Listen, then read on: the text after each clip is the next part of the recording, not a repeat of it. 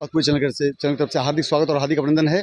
और आज हम एक ऐसे महापुरुष के बीच उपस्थित हुए हैं जिनकी वजह से पूरा अमरनाथ शहर में अभी तो पूरा महाराष्ट्र भगवामय हो गया है। और उन्होंने जो है भगीरथ प्रयास किया है, आदरणीय श्री गुलाब पाटिल साहब पाटिल और उनके सुपुत्र श्री विश्वजीत पाटिल साहब और उनके छोटे सुपुत्र श्री अभिजीत पाटिल पाटिल साहब। आज आप देख रहे हैं जो नामुमकिन था, जिसकी हमने कल्पना भी नहीं की थी। 1 महीना पहले 2 महीना पहले महाराज जी आए थे कहाँ, मीरा भाईंदर में। लेकिन हम सबके मन में आस थी और एक विश्वास था कि कोई ना कोई व्यक्ति तो इस अमरनाथ शहर में होगा जो महाराज जी को यहाँ पर लाएगा। और इस महाराज के जो अमरनाथ शहर में जो जनता है, जो अतृप्त है, जो उनके भक्ति की भावना है महाराज के प्रति, वह उसे तृप्त कराएंगे। और वह भगीरथ प्रयास किसने किया? हम सबके परम आदरणीय परम स्नेही, और जिन्होंने विगत 25-30 वर्षों से इस अमरनाथ शहर में एक ऐसे हजारों हजारों भगीरथ प्रयास किए। और एक क्षेत्र में नहीं, हजारों क्षेत्रों में उनका यश और कीर्ति सम्मान फैला हुआ है। अगर हम किताब लिख जाए, पुस्तक तो कम पड़ जाएगी। ऐसे हम सबके हृदय में विराजमान आदरणीय श्री गुलाब पाटिल साहब, मैं जानना चाहता हूँ कि क्या भावना थी, क्या विचार था कि जो आपने, जो अमरनाथ नगर वासी जो कभी सोच नहीं सकते थे, जो विचार उनके मन में आया भी नहीं था, वो आपने कर दिखाया। और श्री बागेश्वर धाम के महाराज जी, श्री बागेश्वर धाम के महाराज जी आदरणीय श्री धीरेन्द्र कृष्ण शास्त्री महाराज और बालाजी महाराज आज हम सबके बीच में उपस्थित हुए हैं। और इस उपलक्ष्य में आप क्या कहना चाहेंगे? आज हमारे लिए सुवर्ण युग है। स्वर्ण अक्षर में लिखने जैसा आज का ये माहौल है। हमें उम्मीद भी नहीं थी कि हमें इतने जल्दी उनकी तारीख मिलेगी और हमारे अंबरनाथ शहर में उनकी आगमन होगा। ये तो एक हमारे लिए चमत्कार है और शिव मंदिर भगवान की एक कृपा है। ऐसे महान व्यक्ति धीरेन्द्र जी महाराज साहब, जो धीरेन्द्र जी महाराज जो पूरे भारत में और पूरे विश्व में उनका नाम है, आज उनसे मिलने के लिए मतलब बहुत काफ़ी परिश्रम करना पड़ता है।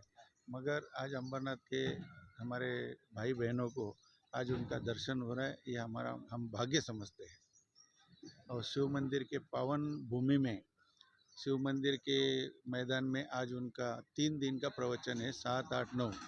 तो हम सभी भाइयों को और बहनों को विनंती करते हैं कि इस अवसर का सब लाभ ले ले और आपकी उपस्थिति प्रार्थनीय है।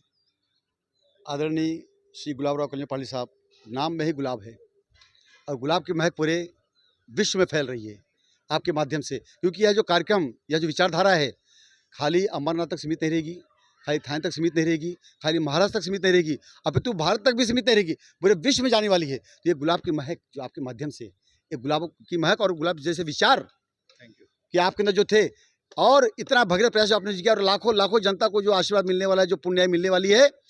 तो मैं जानना चाहता हूँ कि जिसमें एक और, वैसे तो हमारा जो काशी विश्वनाथ का मंदिर जो विराजमान है, यहाँ पे प्राचीन शिव मंदिर वैसे तो प्रसिद्ध है, विश्व प्रसिद्ध है, मगर उसमें एक प्रसिद्धि और जुड़ गई, और वह प्रसिद्धि जुड़ी है आदरणीय श्री अभिजीत पाटिल साहब के माध्यम से, आदरणीय श्री विश्वजीत पाटिल के माध्यम से, और आदरणीय श्री गुलाबराव पाटिल। तो इस पर आप क्या कहना चाहेंगे?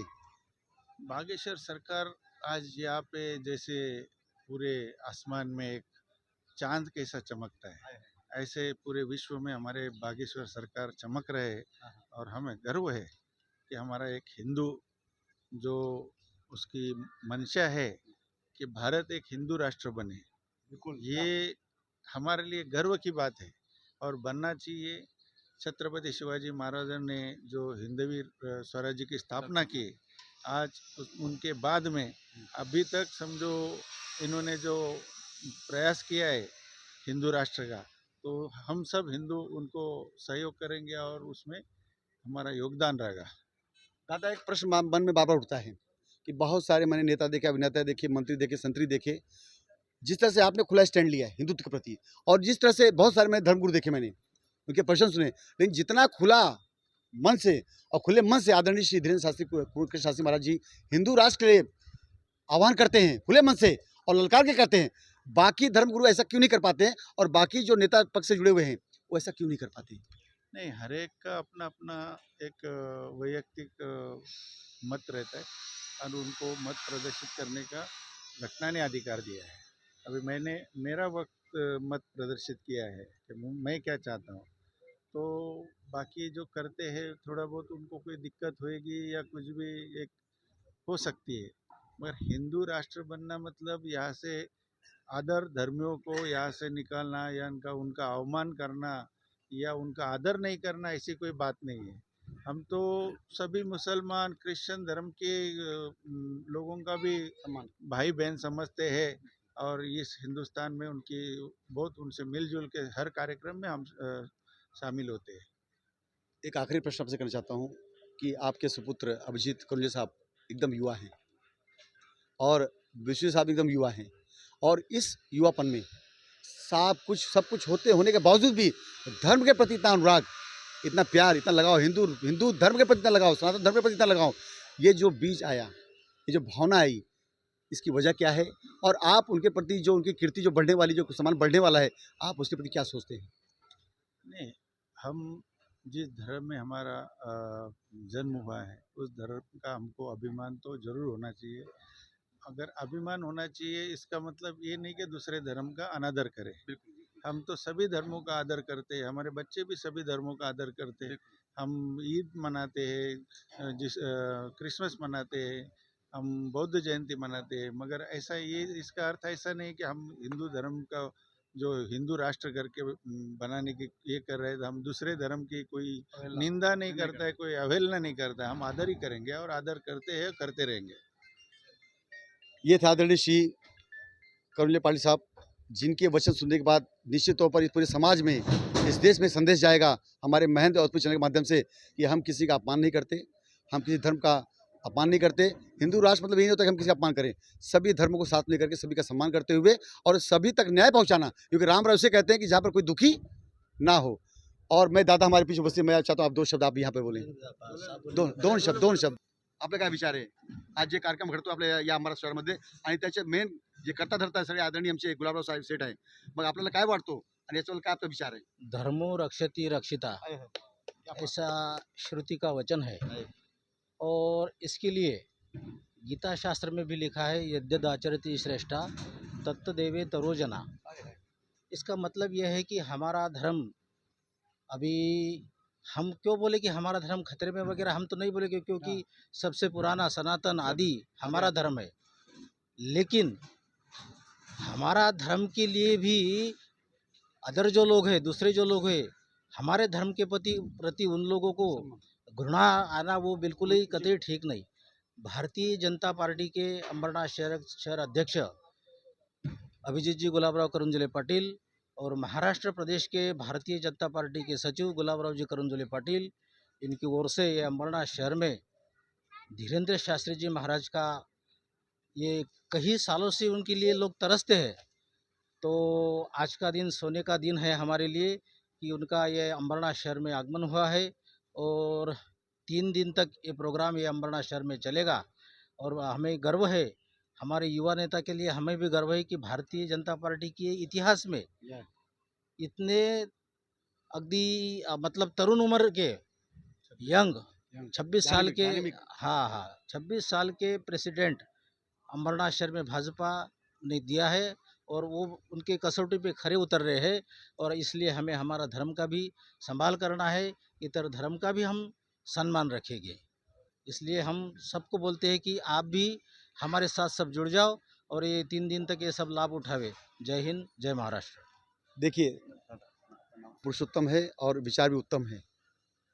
गीता से उन्होंने एक श्लोक को उद्धृत किया, उसमें क्या बताया उन्हें कि हम सभी धर्म का सम्मान करते हैं। इसका मतलब नहीं कि हमारा धर्म को आप जो अपमान करिए, सभी धर्म श्रेष्ठ हैं, सभी धर्म महान हैं। और आज यह चीज़ साबित कर दी हमारे आदरणीय श्री गुलाबराव करुंजले साहब ने, ऐसे कार्यक्रम का आयोजन करके विश्व के मंच पर एक संदेश दे दिया कि जो सनातन धर्म है और जो सनातनी है वह सबको सम्मान देते हैं, सबको अपने घर में बुलाते हैं, सबको सम्मान करते हैं, सबको इच्छा करते हैं, सबकी सेवा करते हैं, क्योंकि सेवा परमो धर्म कहा गया है। सेवा परमो धर्म और वसुधैव कुटुंबकम ये हमारी परिकल्पना रही है। और उसी परिकल्पना को लेकर के हमारे आदरणीय इस देश के प्रधानमंत्री श्री आदरणीय नरेंद्र मोदी साहब और योगी साहब और तमाम हमारे जो बीजेपी के समस्त जो मंडल हैं, जिनके अंदर एक विचारधारा चलने की देश हिंदू राष्ट्र बने, और निश्चित तौर पर जो प्रयास चल रहा है वह सफल होगा। इन्हीं शब्दों के साथ में मैं पूरे परिवार को धन्यवाद देना चाहता हूँ और पूरी चैनल के माध्यम से। जय हिंद, जय महाराष्ट्र, जय भारत। समस्त यहाँ हमारे भक्तजन, बाबा के भक्तजन उपस्थित हैं और आप देख रहे हैं कि जन सैलाब बढ़ता ही जा रहा है, क्योंकि कीर्ति इतनी बड़ी है। मान इतना बड़ा है। और जो व्यक्ति, जो गुरु अपने सनातन धर्म के लिए खड़ा हो गया, जिसने हिंदू राष्ट्र की परिकल्पना घोषित कर दी और पग पग पर हमारे सनातन धर्म का जो है उसको उच्च लेवल पर जा रहे हैं। हमारे बीच में एक ऐसे विभूषित व्यक्ति उपस्थित हुए हैं, आदरणीय श्री कामले साहब, जो बीजेपी के जिला अध्यक्ष हैं। मैं आज उनसे जानना चाहता हूँ कि हमारे बीच में जो हमने कभी कल्पना भी नहीं की थी, 1 महीना पहले मेरा महेंद्र रोड में आए थे और सारा विश्व, सारा भारतवर्ष उन्हें टकटकी लाए देख रहा है और सभी की चाह है कि हमारे बीच में उपस्थित हों और उनके हम 2 शब्द सुने, उनके दर्शन करें। ये आंखें ललायित है, मन में आस्था है, विचार है, भावना है, मगर हम उन तक पहुँच नहीं पाते। लेकिन आज एक ऐसे व्यक्तित्व ने, आदरणीय श्री गुलाब कृष्ण पाटिल साहब ने एक भगीरथी प्रयास किया और हमारे बीच में ऐसे विभूति को लाने का उन्होंने एक प्रयास किया जो सफल हुआ और आज हमारे बीच उपस्थित हुए हैं। तो मैं कामले साहब जानना चाहता हूँ कि आज आदरणीय श्री धीरेन्द्र कृष्ण शास्त्री महाराज उपस्थित हुए हैं बागेश्वर धाम से, आपका इस उपलक्ष्य में क्या विचार है? और जो हिंदू राष्ट्र उन्होंने एक घोषणा की है उसके प्रति आप चूंकि ऐसे पक्ष से जुड़े हुए हैं, लाखों 18 से 20 30 करोड़ कार्यकर्ता उसके हैं इस देश में, तो उन सभी लोगों का आप नेतृत्व करते हैं, प्रतिनिधित्व करते हैं, तो आपकी विचारधारा उसके प्रति क्या है? शुरू में ही मैं बागेश्वर महाराज जी को नमन करता हूँ। बहुत दिनों से हम लोग बागेश्वर महाराज जी का प्रवचन सुनते हैं। मैं तो रोज उनका प्रवचन सुनता हूँ और पूरे देश में, पूरे इंडिया में इतना अच्छा प्रवचन देते हैं और लाखों जो लोग हैं उनके भक्त हैं, उनमें से मैं एक हूँ। रोज मैं उनका प्रवचन सुनता हूँ और जो प्रवचन देते हैं, जो बोलते हैं, उनकी वाणी में बहुत ताकत होती है और सत्य वाणी होती है। इसके लिए आज भी देखो, कार्यक्रम शुरू होने के पहले अंबरनाथ शहर में हजारों की तादाद में लोग और भक्त आए हैं उनका दर्शन लेने के लिए। और मेरे साथ में सब राजनीतिक पार्टियों के नेता भी हैं और आम पब्लिक भी है। सब लोग उनके चाहते हैं, बहुत उनको चाहते हैं, क्योंकि उनकी पवित्रता, उनकी वाणी, उनको देख के जो ताकत आती है वो अलग ताकत है। हम लोग तो, मैं खुद डोंबिवली से आया हूँ, मेरे मित्र डोंबिवली से आए, कोई कल्याण से आए, कोई महाराष्ट्र से, बहुत इधर उधर से लोग आए हैं और हम चाहते हैं कि जल्द से जल्द उनका दर्शन हो जाए। हिंदू राष्ट्र के प्रति आपकी क्या भावना है? हिंदू राष्ट्र तो बनना ही बनना है, क्योंकि अगर ऐसे संत सज्जन चाहेंगे कि हिंदुस्तान हिंदू राष्ट्र बने तो जल्दी ही हिंदू राष्ट्र बनेगा। और हम सब की चाहत है, हम सब की उम्मीद है, हम सब चाहते हैं कि हिंदुस्तान हिंदू राष्ट्र था, हिंदू राष्ट्र रहेगा, हिंदू राष्ट्र बनेगा। और मैं बागेश्वर धाम जी को पूरी मन से नमन करता हूँ। यह एक भगीरथ प्रयास है और उसी भगीरथ प्रयास में आप सबका भी प्रयास है। आप सबने जो सहयोग किया मानसिक तौर से, आर्थिक दृष्टिकोण से, और हर क्षण हर पल आपने जो साथ दिया, उसी कड़ी में जुड़ते हैं हम सबके आदरणीय मौर्य साहब। और मैं उनसे भी जानना चाहूँगा कि जो डोंबिवली से आए हुए हैं और जो निरंतर इसी तरह कार्यक्रम करते रहते हैं और धार्मिक कार्यक्रम क्षेत्र में बड़ा उनका नाम है, तो मैं जानना चाहता हूँ कि आज एक सनातन धर्मी, एक सनातन धर्म के प्रति जो आस्था जागी है, आज पूरे महाराष्ट्र में नहीं, पूरे भारत में, अभी तो पूरे विश्व में जहाँ भी सनातन धर्मी रहते हैं उनके अंदर एक चेतना जागृत हुई, जो सुषुप्त हो चुकी थी, जो खोज गई थी, जो दिशाहीन हो चुकी थी, आज पूरे उन सनातनी को एक माला में पिरो रहे हैं। तो उनके प्रति जो हमारे आदरणीय श्री गुरुदेव हैं, उनके प्रति आपके क्या विचार हैं? और आज हमारे बीच उपस्थित हुए हैं, क्या ये कभी हमने सोचा था कि ऐसा हो पाएगा? और जिन्होंने प्रयास किया, जिन्होंने लाया, उनके प्रति आपके क्या वचन है? बोलो बागेश्वर धाम की जय। आज मेरे को इतना अच्छा लगा क्योंकि मैंने भी दर्शन लेने का, महाराज का दर्शन लेने का सोच लिया था बहुत मन से। आज जो अंबरनाथ में इसका आयोजन किया है, मैं गुलाब करंजले को धन्यवाद देना चाहता हूँ कि सब लोगों के लिए, कि बाबा उनका प्रवचन सुनने के लिए जो लाखों लोग इधर आ रहे हैं, उनका प्रवचन सुनने का है, तो गुलाब करंजले का मन से मैं धन्यवाद देता हूँ। आपको सबको मालूम है, ये भारत देश में बागेश्वर धाम का अच्छा प्रवचन, अच्छा कीर्तन ऐसा होता है और सब लोग सुनते हैं। और आप जो बोलते हैं कि ये हिंदुस्तान की तरफ जो हिंदू राष्ट्र होने का चालू है, मोदी साहब, भारत में मोदी साहब उसके पीछे है। अपने महाराष्ट्र के मुख्यमंत्री एकनाथ शिंदे साहब जो हिंदू राष्ट्र की, जो हिंदुत्व के लिए हम भारतीय जनता पार्टी के साथ जुड़े हुए हैं। भारतीय जनता पार्टी और शिवसेना सब हम हिंदू राष्ट्र कौन से भी हालत में बनेगा, ये मेरा मनोकामना है। और भाई बागेश्वर धाम महाराज को नमन करता हूँ कि सबको आशीर्वाद दे और जल्दी से जल्दी ये हिंदुस्तानी हिंदू राष्ट्र हो जाए। मुझे नहीं लगता कि यहाँ कोई भी ऐसा व्यक्ति बैठा होगा जिसके प्रति मन में आस्था नहीं होगी, जो नहीं चाहता हिंदू राष्ट्र बनना चाहे। प्रेम से बोलिए बागेश्वर धाम महाराज की, सन्यासी महाराज की, बालाजी महाराज की जय श्री राम। सब लोग बाबा बागेश्वर धाम की जय। बाबा बागेश्वर धाम जी ने हम लोगों को एक जागृत किया है। हम लोग उनकी रोज सत्संग सुनते हैं, और सत्संग से बड़ा तो अभी हर बच्चों और हर फोन में आजकल रील चलता है। रील सब लोग देखते हैं, तो उनका रील सबसे अधिक फेमस हो गया। हर बच्चे, हर बूढ़े, हर आदमी उनका रील देखता है। और उन्होंने जो चमत्कार और जो उन्होंने सनातन धर्म को, जो हमारा हजारों साल से जुना धर्म है, सबसे पुराना धर्म है, और जो हमारे देश के माननीय प्रधानमंत्री जी मोदी जी ने उसको जागृत करने का पहले काम किया कि हमारा देश जागृत हो और हिंदू राष्ट्र बनाने का सपना जो बाबा बागेश्वर धाम जी ने सबको दिखाया है। मैं यही चाहता हूं कि हम सब ने मिल करके उस सपने को साकार करना चाहिए, और हम सब ने सहयोग करना चाहिए। और माननीय गुलाब जी को हम लोग सब आभार मानते हैं, हम दिल से आभार मानते हैं कि उन्होंने जो हमने बाबा को मिलने का सपना देखा था, उन्होंने सबके सपने, जो अमरनाथ के रहवासी लोग हैं या अमरनाथ परिसर के आजू बाजू का जो मतलब लंबे लंबे से लोग आए, उनके सपनों को साकार किया है। इसके लिए उनके सबका आभार मानते हैं हम गुलाब जी का। और हम सब चाहते हैं कि हमारा देश हिंदू राष्ट्र बने और हम सबके सपने साकार हों। एक बड़ी बात कह दिया आपने मनोज भाई ने कि एक 26 साल का युवक, आप देखिए उम्र क्या है 26 साल, और 26 साल में हमारे आदरणीय श्री स्वामी विवेकानंद जी भी थे कि 1893 में शिकागो में उन्होंने भाषण दिया था, पूरे विश्व को रंग दिया था एक रंग में स्वामी विवेकानंद जी ने। और आज देखिए वही रूप सामने आ रहा है कि आज उम्र 26 साल है, कितनी कोमलता है, लेकिन प्राण में कितनी कठोरता है, संकल्प में कितनी कठोरता है कि उन्होंने एक आवाज़ दिया तो पूरा भारत खड़ा हो गया। एक आवाज़ दिया कि हिंदू राष्ट्र बनेगा तो पूरा भारत उनके पीछे खड़ा हो गया। सनातनी है, पहले हम क्या है, सनातनी है। और यह देश हिंदू राष्ट्र था, जैसे भाई साहब ने कहा, कामले साहब ने, कि यह देश हिंदू राष्ट्र था, है और हमेशा, केवल कागजी कार्रवाई बाकी। तो मित्रों, आप सबका कोट से धन्यवाद, और सबसे निवेदन करता हूं कि यह हम सबका फर्ज है कि हम सबको जगाएं। इतना तो हम काम कर सकते हैं, नहीं कर सकते हैं। आप सबको महंत और पूरी चैनल के माध्यम से कोटि कोटि धन्यवाद। और ये एक धार्मिक चैनल है, हम चाहते हैं कि इस धार्मिक चैनल के माध्यम से यह विचार जो हमारे महानुभावों ने यहाँ पे व्यक्त किए जितनी दूर तक पहुँच सके, क्योंकि जब विचार पहुँचेगा तो प्रेरणा पहुँचेगी, और जब प्रेरणा पहुँचेगी लोग जागृत होंगे, और लोग जो जागृत होंगे तो खड़े हो जाएंगे, और जब खड़े हो जाएंगे तो चुटकी बजाते क्या हो जाएगा, तो आप सभी को नमन, धन्यवाद। जय हिंद, जय महाराष्ट्र, जय भारत, जय सीताराम, राधे राधे। हमारे बीच में एक तेज तर्रार युवा नेता जो इस समाज को एक दिशा देने की शक्ति रखते हैं, क्षमता रखते हैं, योग्यता रखते हैं, ऐसे आदरणीय श्री राजन पांडे जी, जो कि डिस्ट्रिक्ट के सेक्रेटरी हैं बीजेपी संस्थान के, मेरा बंदर के डिस्ट्रिक्ट सेक्रेटरी हैं, और आरएसएस से जुड़े हुए हैं। तो आज मैं इनसे जानना चाहता हूँ कि जो कि महाराज जी से जुड़े हुए हैं, एक यंग, जिस तरह से महाराज जी 26 वर्ष के हैं, तो मुझे भी लगता है कि आपको महाराज जी आसपास कुछ होगी, 30 के आसपास होगी।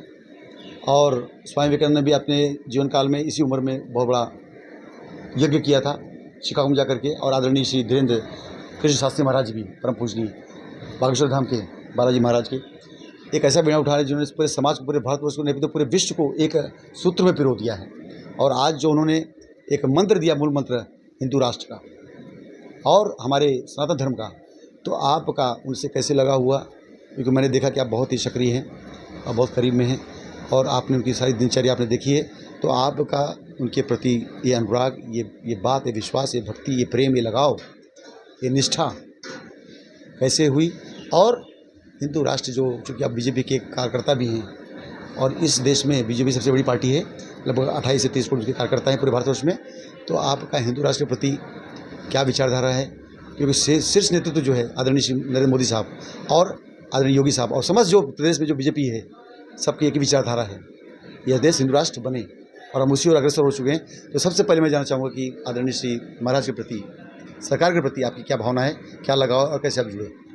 सबसे पहले मैं महेंद्र अवधपुरी जी, जो चैनल है आपका, और आप सब दोनों मीडिया कर्मी जो यहाँ पे आए हैं कवर करने के लिए, आपको मैं बहुत बहुत धन्यवाद दूंगा कि आप कम से कम बेबाक तरीके से हिंदू राष्ट्र और सनातन धर्म की बातों को उठा रहे हैं, उसके लिए मैं आपको बधाई दूंगा।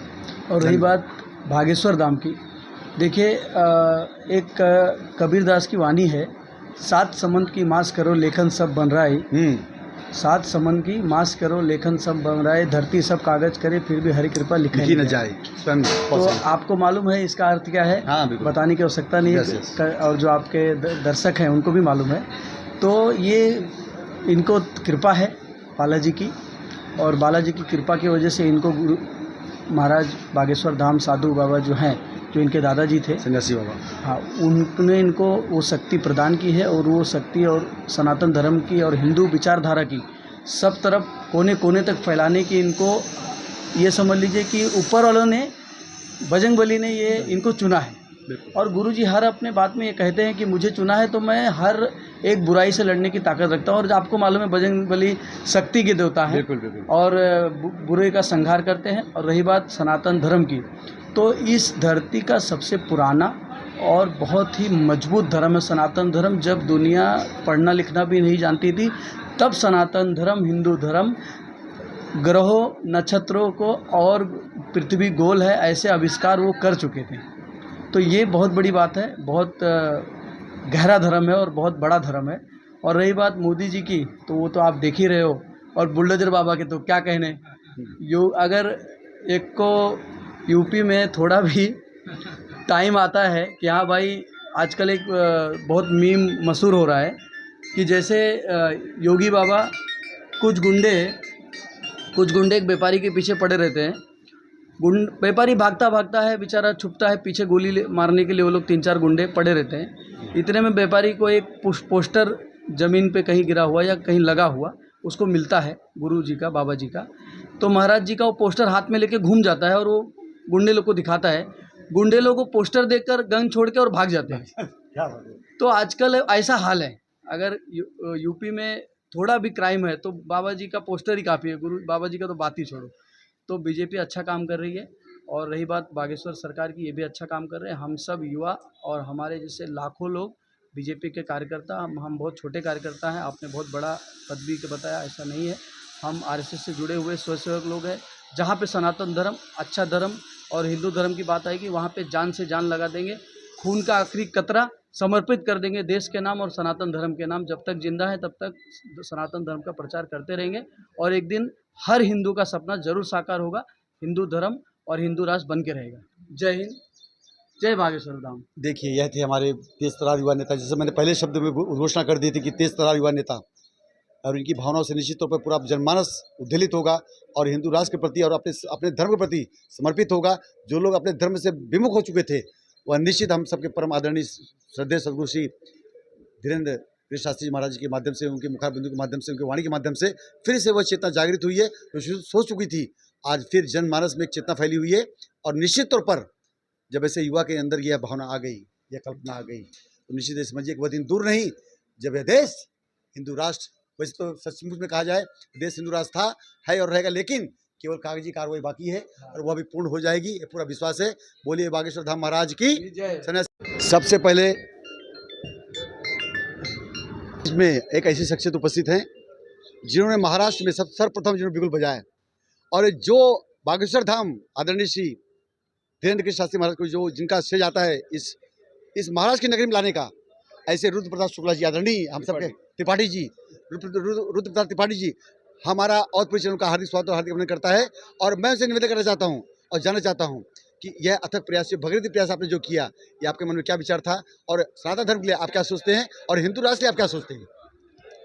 मेरा सोच तो यही था कि सबको घर घर तक हमारे बागेश्वर धाम महाराज जी का आशीर्वाद सबको मिले। बहुत आदमी लोग तकलीफ में हैं, उनकी तकलीफें दूर हो, मेरा एक ही उद्देश्य था।